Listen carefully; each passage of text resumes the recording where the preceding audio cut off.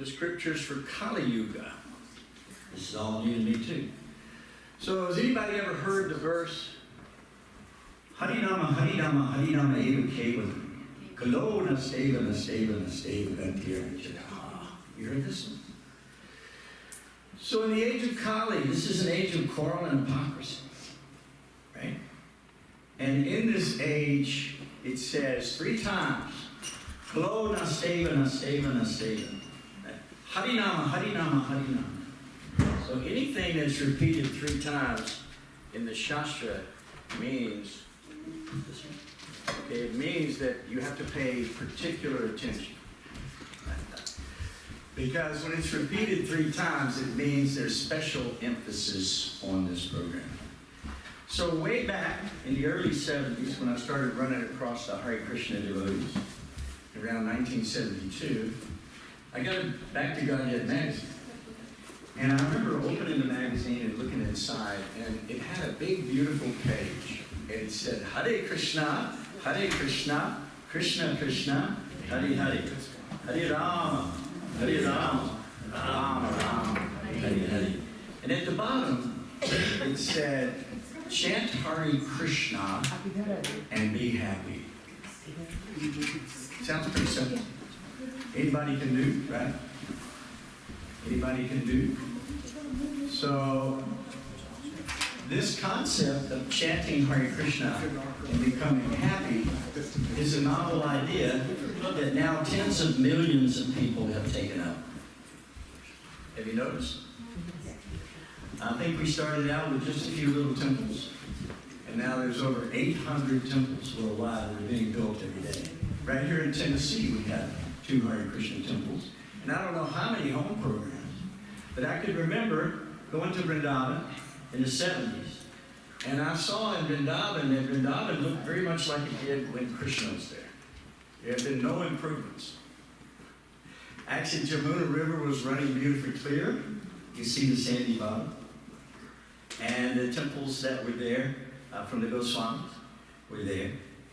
And everything else was very beautiful, but we noticed that every house in Vrindavan was a temple.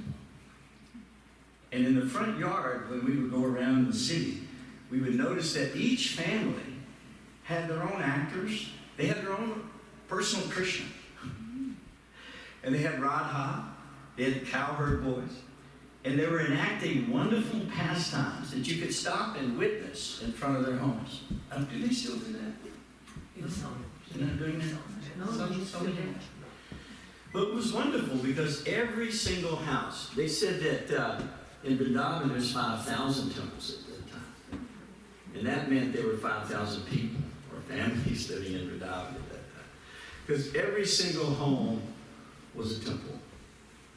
So the idea is to become absorbed somehow in this holy names of God. Harinama, Harinama, Harinama Eva Kevalam. We're required to chant the Hare Krishna Maha Mantra. And Lord Chaitanya Mahaprabhu says, Nam Nama Kati Bahadavi Jasarati Shaktish Tatrapati Niyamita Smarane Kala. That means that all of the Lord's potencies, all of his powers, are invested in his holy names. And there's not even a hard and fast rule for chanting. Does it cost you money to chant? Can anyone do it? Even a child can do it? Can you say Hare Krishna? Say Hare Krishna. Hare Krishna. Anyone can do. There's no restriction. There's no cost. There's no problem. Prabhupada always said, what is the difficulty? What is the difficulty? So there's no real difficulty in becoming God conscious. Because when a person begins to chant the holy name of the Lord comes and dances on the tongue of the devotee. The Lord is in his holy name. And in his holy name, he's invested his powers. So if a person chants the holy name, they're removing millions of lifetimes worth of sinful reactions. Millions of lifetimes of sinful reactions. Bigger than Mount Meru is burned to ash when one chants the holy names of the Lord. Some beautiful prayers about the holy names of the Lord.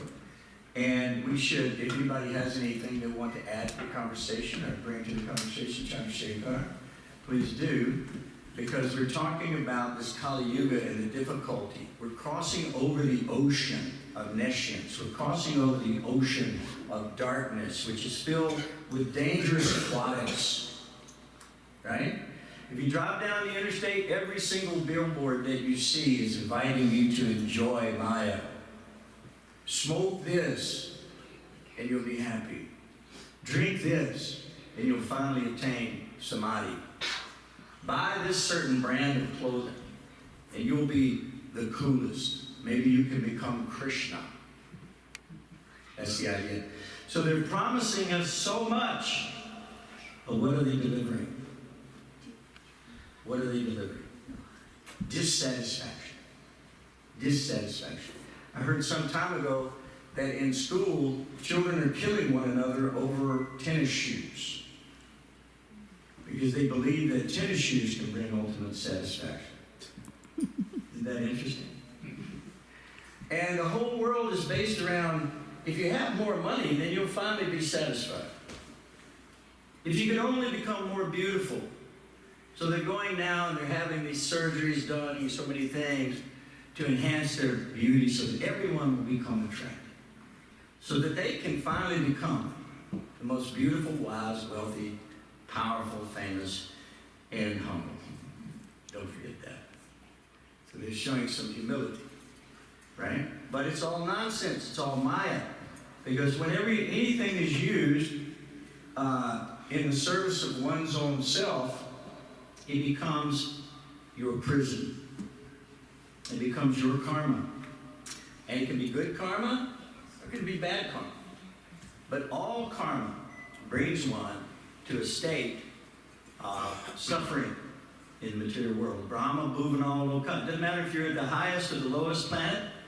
But Krishna says in Bhagavad Gita, Yarti karma no nyatra, loko yam karma bandhana, tadartam karma kuntiya, mukta sangas macha. So if you want to be free from karma, if you want to be free from birth, death, old age, and disease, if you want to be free from this cycle of samsara, the wheel of birth, death, old age, and disease, then you should do everything you do, everything you say, everything that you eat, everything that you offer, everything that you give away in charity, everything should be done as a sacrifice for Krishna. Otherwise, work binds one in the material world, doesn't it? And we see that people are bound up. They think that, oh, now I finally have the best house, I have the best wife, I have the best children, I have these things, whatever these things are, they're going to be my ultimate happiness. But we see that these things are coming to interrupt our joy, our so-called joy in the material world, isn't it? So it's not that the devotees are doing without anything, is it?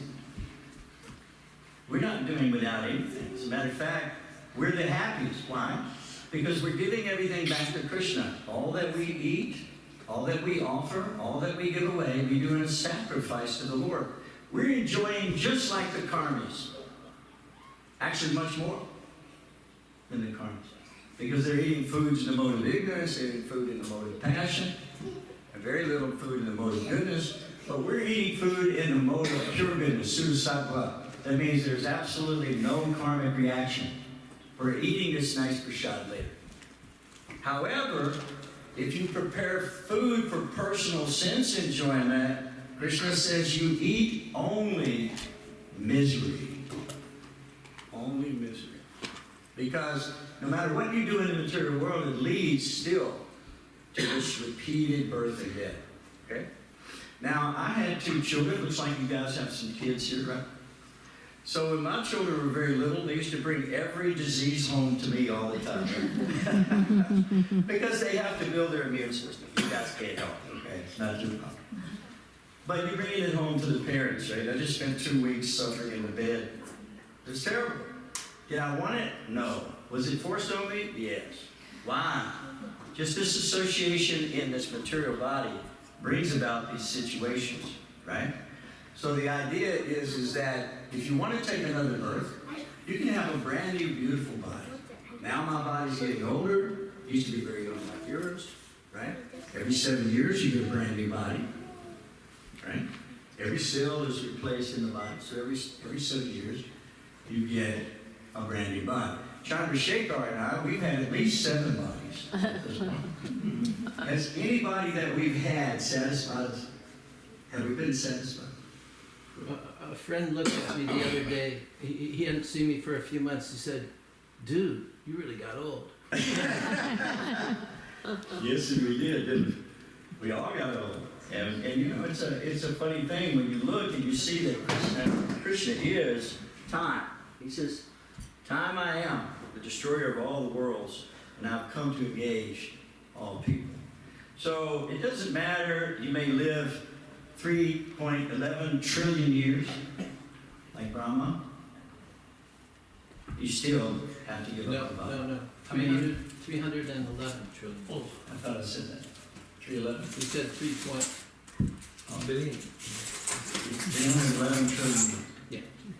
So even if you live 311 trillion years, ultimately you have to give up that body. And when you do, that means you're going to take another birth. Can anyone be guaranteed what type of birth they're going to be taking up? Can you be guaranteed? Well, you can be guaranteed. Thank you so much. You can be guaranteed if you take up Krishna consciousness, because there's different types of liberation that you can have. So what have we done? Have we given up anything to be devotees of the Lord? Is there anything we've actually given up? Think about it.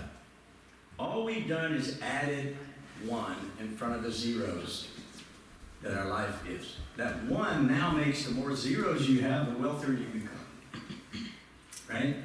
So if you add Krishna to everything, then everything becomes perfect. Krishna explains in Bhagavad Gita 240. Neha vikrama nasosti pratyavayo na vijite swalpam yashidhamasha prayate mahatovaya. That means in this endeavor, there is no loss or diminution. And a little advancement on this path can protect one from the most dangerous types of fear. Does anybody know what the most dangerous types of fear is? What do you think? To take birth in the lower species. Exactly. Go down the drain in the mode of ignorance. Now, could you imagine that the amoebas, they're also alive, aren't they? Amoebas are living, they're eating, they're sleeping, they're mating, they're defending. You want to change, you can change this life if you like. We're having some technical difficulties. It's called the material world. Check into it. Yeah, we used to have these wonderful concerts, and right in the middle of the concert, all the sound system would go off, the lights would shut down, and our enjoyment would stop immediately. So this is the nature of the material world that we're living in. So Krishna comes, the avatars come. Krishna's coming again and again and again and again, just like waves are crashing against the shores of the ocean. Krishna's coming. And why is he coming? He's coming to bring you home. He's coming to show you a better way. He's coming to exhibit his pastime so that we can become attracted to the Lord. Right now, our heroes are the Fabulous Four, or the Avengers, or a Spider-Man, or a Batman, or some nonsense thing that we're creating out of concoction in our mind. Okay? And we're worshiping those idols, aren't we? Because we put our money there, we go put our attention there, we study their lives, we read about these personalities, and what is the benefit? What is the benefit? Simply more birth, old age, disease, and death. So if we want to change our trajectory in life, we have to follow the spiritual master. Tadvidi pranipratena pariprasnena sevya upadekshanti te gyanam jnanina darshinaha. That means that you should approach a spiritual master. You should acquire some wisdom. You should bring some service to the spiritual master. And by doing that, the spiritual master is pleased and he imparts knowledge to us. So what we are speaking is not coming from our own mental concoction. It's not coming from our opinion. My opinion is valueless. It would be erased by the sea of time. It would just be washed away. Just like bubbles on the sea of time. washed away. So our opinions have little value. And to be remembered, normally you may remember someone for a generation after they pass away, maybe 2 generations, maybe 3. But ultimately it's all over. So if we want to build a spiritual situation, we have to overcome this situation that we're in. From Sami Janani Yatani Hayana Bani Rinanti Naro Prani Tatasa Rinani Jahai Janani Anyani Samyati Navoni Dehi Navani Dehi. And so that means that you may put on your shirt today, and then the shirt becomes soiled or old, has to be thrown away, and a new shirt has to be put on. So as a person is putting on these new garments, giving up the old ones, similarly the soul will accept a new material body, giving up the old one. So this is not pleasurable. If you read about the story of birth in Srimad Bhagavatam, it says that one is locked in, trapped upside down in the navel sac, floating in the fluid, and being bitten by various bugs and burned by acids and so many different things. And then he comes out and is greeted in the material world by a hard smack. Right? Ow! What is his first sound? The first sound is gasping for air and screaming in agony. How do we die? In a similar way. Right? In a similar way. When death comes, normally it's very painful, so much suffering. Sometimes the voice is choked, with gurgling, coughing, the death rattle, this and that. So much disease. This is never what we had intended, is it? Let me ask you a question. If somebody could come to you today and say, I can offer you eternal life, a happiness, beautiful body that never grows old, an association of loving, kind souls who would give to you everything, in the association of the most beautiful, wealthy, wise, famous, powerful, yet renounced personality, God himself. And you could play with God. You could play with God just like a cowherd boy. You could have a relationship like the gopis have. You could have a relationship like a parental relationship, if that's what you want. You could have a relationship as a servant. We know that in Christianity, the streets are paved with gold, diamonds, rubies, this and that. Everybody has big, beautiful mansions in the sky. But would you rather stay here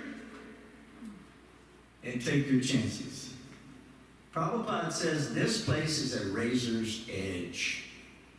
And Kali Yuga is the easiest way you can get back home.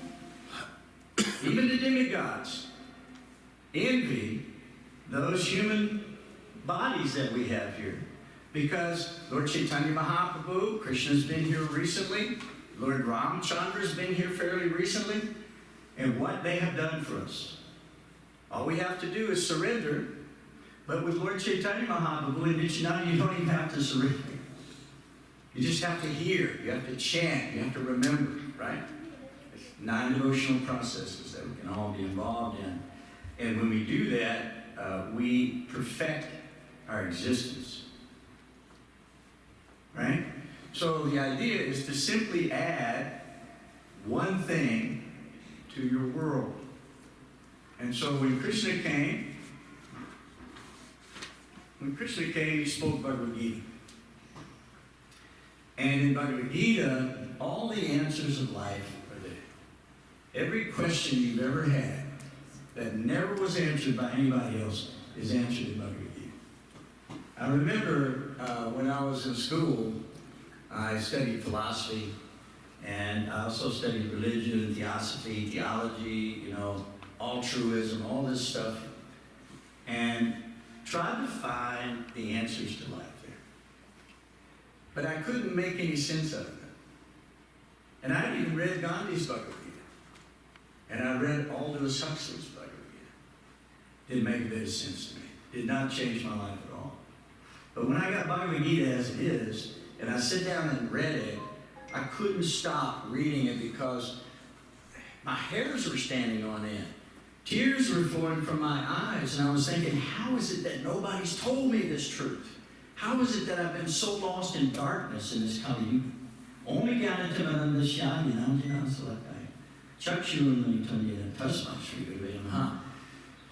So the spiritual master is enlightening us. He's giving us this information. So Krishna became Arjuna's guru, didn't he? Not only his friend, he became his guru. Because Arjuna was frustrated. He was faced with the greatest challenge, right? What was the challenge?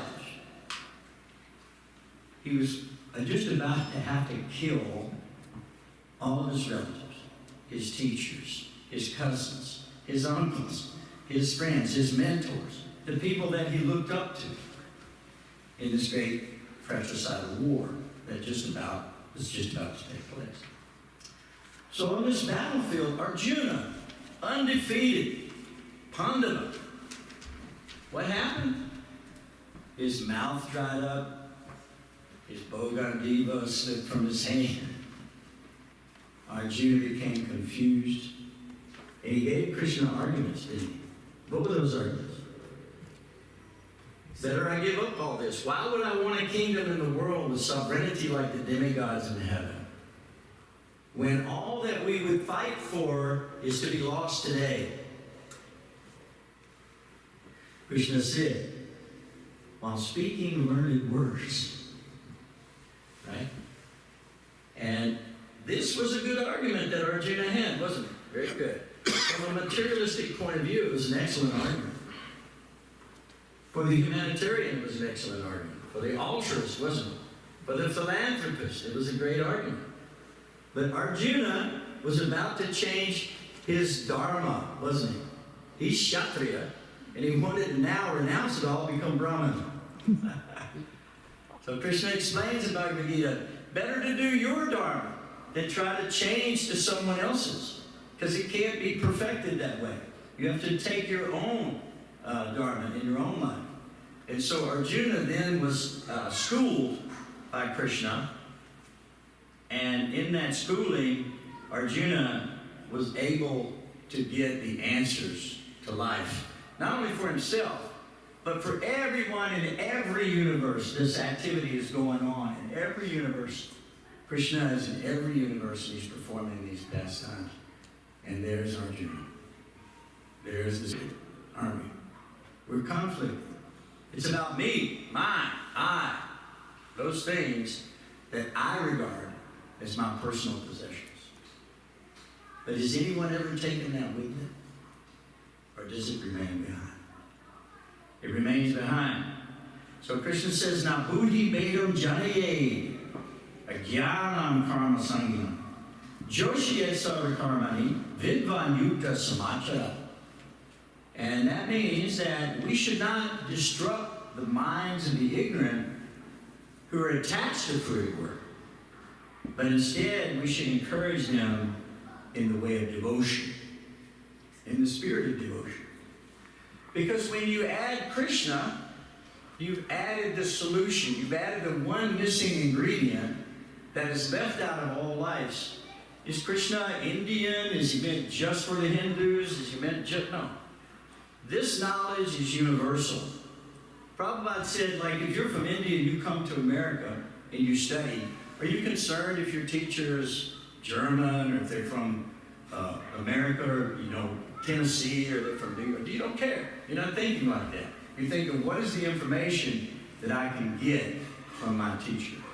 So this information is universal. It's not for a particular time. Prabhu, I have one question. Yeah.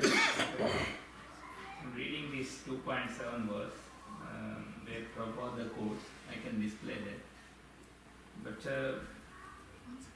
in this thing, like Prabhupada quotes, you can read also. I want to show that.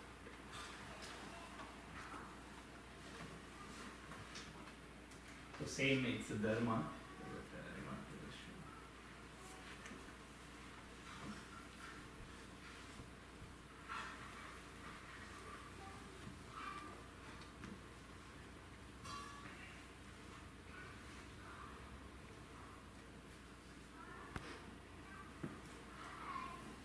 He talks about kripanas, the miserly person. So what Prabhupada comment is, So we wasting their time being overly affectionate for family, society, country, etc. in the material conception of life. So can you give us some knowledge like dharma? We think like now more society affectionate or family affectionate be causing so much suffering. But Everyone- is that a dharma like we have to follow, or we have other like Brahmana, Kshatriya, Vaishnava and Shudra. So is there like any relation between these, or like because Prabhupada is saying here we are wasting time being family dharma or society dharma or country? Well, we're wasting our time. You know, renunciation doesn't mean that everybody in this room is going to immediately go to the top of Himalayan mountains and sit on cushy grass. I mean, we're not doing that. So what do we do? What we do is we add Krishna. This is the idea. Renunciation means give it back to Krishna. We offer our food to the Lord, right? But does He eat it all and leave none for you? There's none of that. That would be wonderful if He did. But He doesn't do like that. He leaves everything for you as well. So you're nourished as well. So Varna Ashram is a divine way back home, back to Godhead. Varna Ashram is a system that's been in existence since time immemorial, and it's considered to be Bhagavad Dharma. It's considered to be the path back home. So if you have Sudra, if that's your ashram, your Varna, your Varna, then you should live in that situation and be very pleased in that situation. Vaishya should be pleased in that situation. Kshatriya, pleased in that situation. And Brahmana. But everyone has a calling. Like in India, what do? When a child is young, they throw some coins there and some books there, right? You seem like this? Why? To see the proclivity of the child. Then that way the child can be groomed in that way. So these perplexities that we have are simply because we don't understand Varna or Ashram. We have to understand what those are. And by understanding those, we can gradually make progress back home, back to Godhead. So true renunciation means that I don't give up my house. I don't give up my family, necessarily. I don't give up my wealth. I don't give up these things. I simply find a way to engage them in the service of the Lord. And by doing that, that's called devotional service. Devotional service is Bhagavad Dharma. When a person gives themselves and what they have back to the Lord is very pleased. And He considers a person who knows the transcendental nature, His transcendental nature, His appearance, and His activities, really to be the highest yogi of all. So we're studying the Lord's birth, we're studying the Lord's pastime, we're studying the Lord's entourage, we're studying His incarnations in the world, and we're following His instructions in Bhagavad Gita. And by doing that, we achieve our own perfection because we're following in that line. Krishna says in Bhagavad Gita, Janma karma chamedivya, evyam yo veti tapata, chakram dehar, panar janma, naitimam veti sorsana. So if one does know the transcendental nature of my activities and my appearance, Krishna says he does not take his birth again in the material world, but attains to his eternal abode.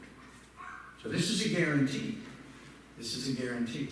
So when we do Janmashtami, millions of people come out in India, right? We study, we have Ram Navami coming up pretty soon, right?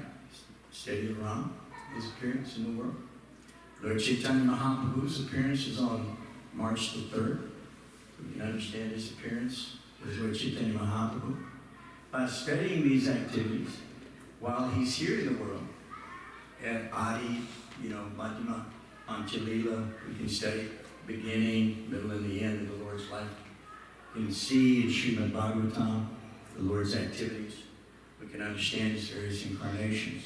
And by doing that, we can become perfected ourselves, so much so that we can actually convince others. We can actually convince others. We can give this information through the prompt process to another person, and they too, it's like one candle is like lighting another candle. And so by doing that, everyone, their candles are all lit. So that's the idea. And that illumination can light up the world. And that's what we're here to do. We're seeing that's happening more and more. So any questions or comments or anything anybody wants to add to this discussion? Please do. Not to this discussion, I have a different question. So why the God existence is not visible? That's a good question. So it's just like anything else. If you want Krishna to appear before you, and people demand that, where is God? If there's a God, where is he? Why is he hiding? Just like Hiranyakashipu said to Prahlad, where is your God now? Is he in this pillar? And so at that point, he hit the pillar and God appeared in his wonderful form of the Srimad. So we can't see Krishna because we're not qualified. We're very offensive. It's like you today. If you say, I want to see Donald Trump now, where is he at? Why is he not appearing before me? Because we're not qualified to see Donald Trump. There has to be some qualification. There has to be some communication that makes sense. You know, why would you want to talk to him? What do you have to offer? What are you bringing to the table? You see what I'm saying? Yep. So when a person becomes qualified, God will appear. And he says that. He says, Bhaktitvarna Yasakya. And you know, he says that if you're a devotee of mine, then you will see me standing before you. As I am. Krishna explains that. Even in the Bible it says the pure at heart shall see God. So until we become pure at heart, we don't have the right to demand God. We don't have the right to demand God anyway. God has the right to demand from us everything. Or we have no right to demand from God. So the idea is when you become big servants of the Lord, when you use your family for the Lord, when you use your income for the Lord, when you use your bodily strength, right? You know what a Tridandi Swami is, right? Body, mind, words for the Lord. They're using everything for God, right?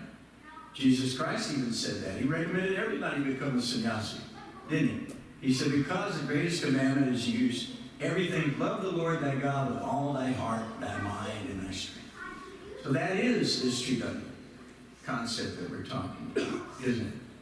And so when we finally do become pure at heart, like in India, you see people, they're going to the temple, they're offering a little something, they take a little charnamrita, maybe a little prasad like that, they do a little puja, a little samskar, then they go home and do all nonsense. See? So the idea is you don't go home and do nonsense. You go home and you remain Krishna conscious. And you turn your house into a temple. You turn your food into prasadam, offering it to the Lord. You turn your wealth into a donation to the Brahmins so you can use it in the Lord's service and spread this information, right? So this is the idea. When you become qualified, yes, God will come. That's for sure. Chandra, you had a comment? Question? Well, I had comments on both questions. But on the second question, in the Bhagavad Gita, it delineates all the varieties of qualities of a devotee of Krishna. And Krishna is breaking it down for us that if we develop these qualities, we can have his personal darshan. Prabhupada used to like to say, first deserve, then desire. Just like I might want to teach calculus at college level, but I don't have the qualifications. There's a saying, you can search for God, and you'll find God, when you search for him with all of your heart. So, are we searching for him with all of our heart? First deserve, then desire. Then Krishna is waiting to see how sincere we are. And Prabhupada says it's a gradual development, it's never abrupt. Before you move to the next point, Krishna says, Yeta mam prapadyante, tansata vajamam vartante, manusya parta sarvasya. All of them, as they surrender to me, I reward accordingly. So it's a matter of surrendering to Krishna, and then you'll be rewarded accordingly. That's the idea. I finished that point. Yeah. Sir? So Yeah, I got it. Appreciate that Yeah. much. Yeah, we really, at Krishna's, you can't purchase a sapphire with a nickel. Krishna's the most valuable sapphire. He's a beautiful blue, and he's more valuable than any sapphire. And all he wants to see is that we have no other interests other than him. Just like in the first question, the key word was overly attached to family. If you're going to waste time, you're not going to attain higher levels of spiritual understanding. So it's natural. Everyone will become married, except a few renunciates, like brahmacharis and sannyas. So we can have family. Prabhupada had a family. He loves his children, and he wanted spiritual upliftment for all of his family. So he had a balance of values. So we have to have work, we have to have education, family life, but we also cannot neglect sadhana. So that's the balance of values. And you know, sometimes when someone loses a child, they lose their minds. If you lose a child, it's very difficult. But although it's difficult, I've seen devotees who've lost children, and they use that grief to pray to Krishna. That bhava of sadness, they go to Krishna with it. And that establishes a very strong relationship with Krishna. There's one verse in the Bhagavatam. It says, "Tyaktva swadharmam charanam bhujam harir bhajana pakvatap tato jari.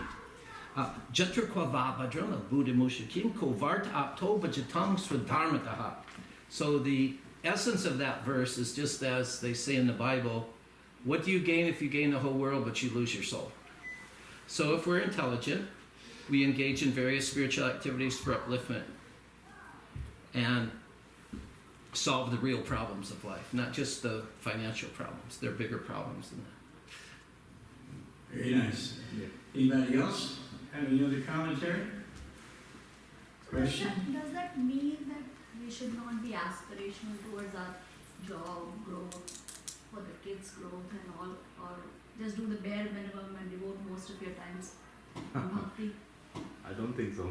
That would be required. I mean, there is a duties of your life, right? So first, probably you should be doing your family duties and other duties, and then you should devote to God also, in my point of view. Yes, absolutely. Krishna recommends that. He says, "Yogi nama pisarvesha." Because if you lose everything, you will not devote to the God also. I'm just saying, if you're not doing your duties, then you will not devote to the God also. You must have to do your duties to the My family question was, and some. should be aspirational towards the growth, towards the career or not? Or we just do the bare minimum and just mostly do the sadhana? Because you don't have time for everything, right? Like, you have a limited time in your Well, life. here's the thing that I had to realize in my own life too, because I was a businessman and had a family. At one time I lived in a brahmachari ashram for many years, so it's very easy to be Krishna conscious in the brahmachari ashram, okay?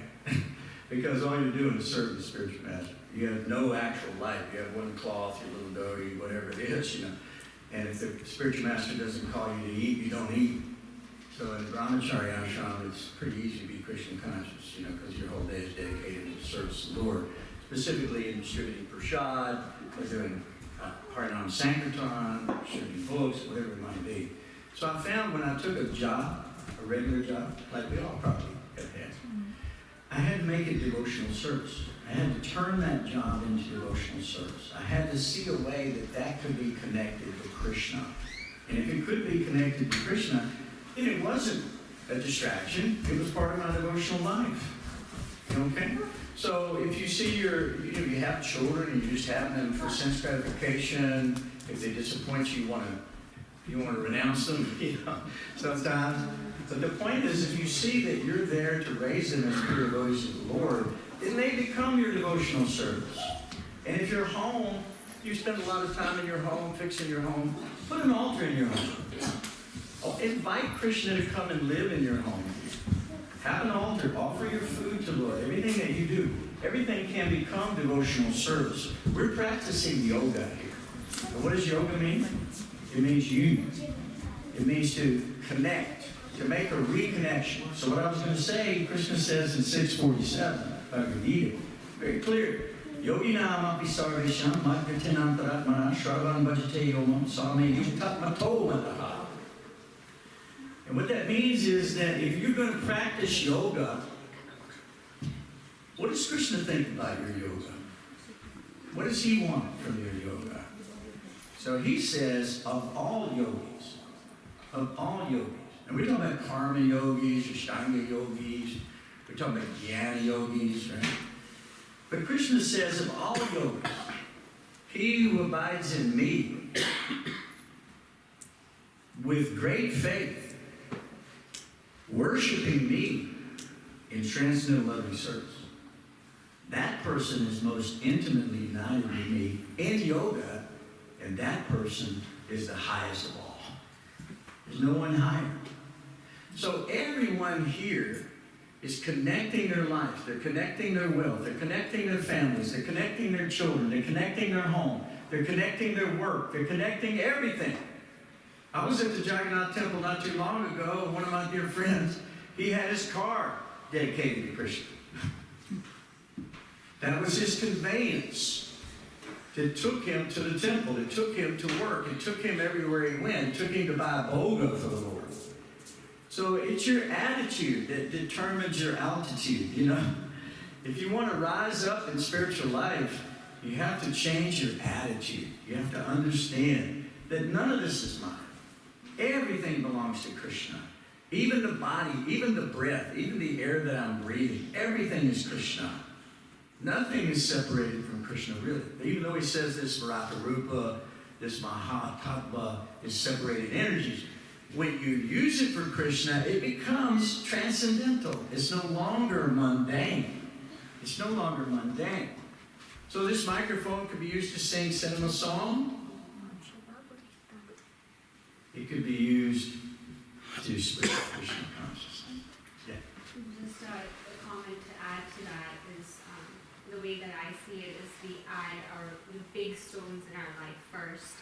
Then we add, there was a video I think, and they add the silt, the smaller stones and the silt and then the water. Everything fits in. So there's some basic principles or basic vows that we take and we fulfill. And there's, you know, with the work-life balance, you can still aspire for material development and economic development, but not at the cost of your spiritual vows that you have taken at your level. Like it doesn't have to be 16 rounds, for example, at this moment. But if you vow to do 1 round every day, then making time for that, or whatever spiritual, you know, vows you've taken to do daily, we do that, and then with the time that's remaining, with the amount of time we've allocated to all of our duties, that balance can be maintained. So definitely not discouraging aspirations or material aspirations. I think it's good to develop as devotees as well, so we can be examples to other people that we're not failures in life. We are aspiring for high goals, and at the same time we can manage our life in such a way that we have spiritual goals as well, and that can be an example to other people as well. So we try to live a life that's balanced in an aspirational way. That's correct. Very important. Yeah. Yeah, that's Krishna conscious activity. So now we have to take them up? And more people speak to recitation. Yes, Ready? sure. Okay. Well, that was a very nice conversation. Thank you very much. Thank you so much for those. Thank you very much. I don't know if we went down the slides exactly right. No, we covered it. Yeah, you did. We did all right? All right.